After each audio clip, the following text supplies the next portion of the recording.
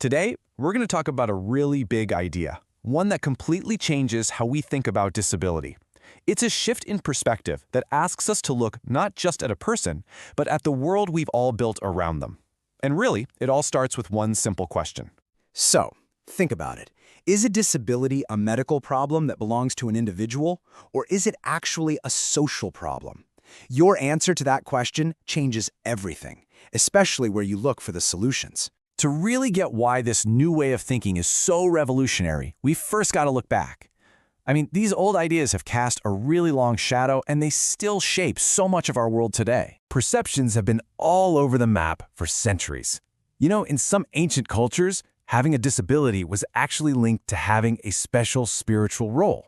But then, fast forward to the medieval period, and it was often seen as some kind of divine punishment or the result of evil spirits. The Enlightenment brought a more scientific view, framing it as a medical problem that needed to be cured.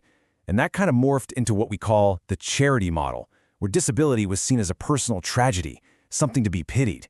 So what's the common thread here? For pretty much all of history, the focus was always on the individual. The person was seen as the problem.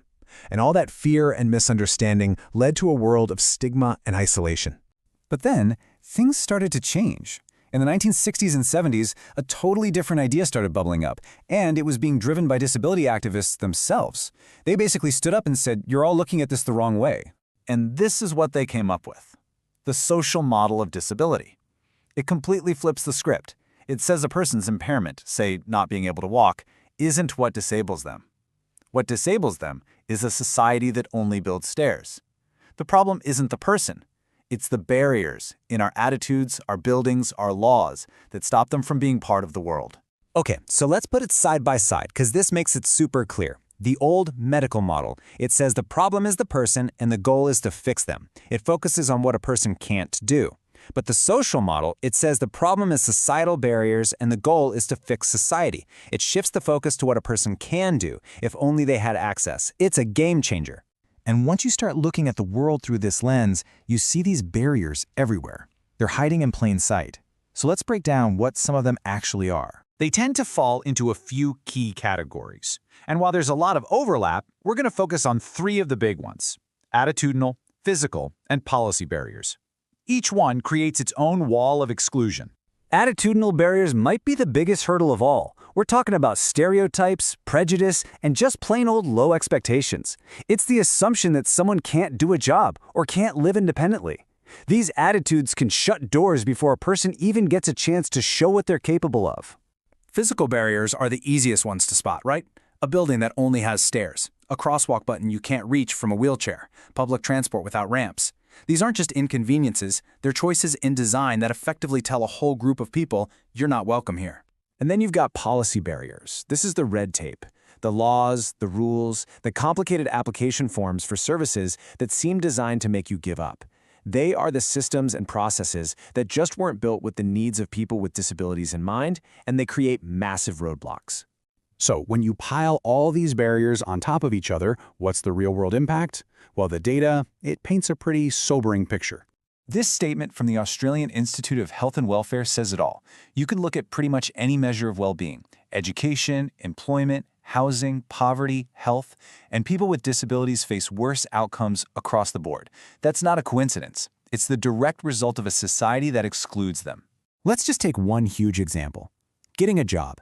In Australia, 83% of people without disabilities are in the workforce. For people with disabilities, that number plummets to just 54%. That is a massive gap in opportunity, in income, and in the simple dignity of having a job. And the cost of this exclusion can be, it can be absolutely devastating. Research from the Australian Human Rights Commission found that a staggering 90% of women with an intellectual disability have experienced sexual abuse. That number is just horrifying. It shows the extreme vulnerability that's created when society devalues and isolates people. Okay, so that's the problem. Where do we go from here? The good news is, the modern approach is all about moving beyond just pointing out the problems and actually focusing on how we can build a world that works for everyone. And the guiding principle is really simple, but it's incredibly powerful. It's the motto of the disability rights movement: nothing about us without us. It means that the people who know best how to fix the problems are the people who live with them every single day. The best, most just solutions come from listening to them. And that brings us to this incredibly powerful quote from Michael Sullivan, who is a leader with an intellectual disability. He says, "Every person is an individual with a name and a life. We are not just a collection of behaviors or a syndrome full of symptoms. We are not nobodies." I mean, that just cuts right to the heart of it, doesn't it? It's about seeing the person first. And Michael's words really leave us with a challenge. It's not for someone else to solve. He's asking each of us to think about our own role in our communities, at our jobs, even just in our own attitudes. What's one barrier we can help take down? What can you do to help someone get the good life they deserve?